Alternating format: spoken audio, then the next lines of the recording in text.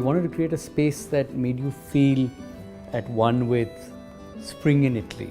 If it was a long, linear sort of floating florets, given the size of the room and the way the room sort of plays out, something that we looked at, we ran a few 3D visuals and all, and the colors were inspired by the Italian spring, and these are just florets that basically just go over your head.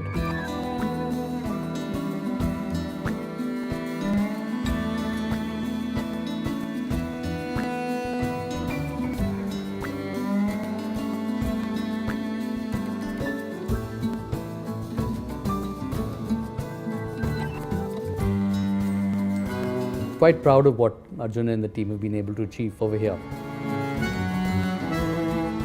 The restaurant really is a contemporary space. There's a pizza oven, it's a dark, warm wood floor.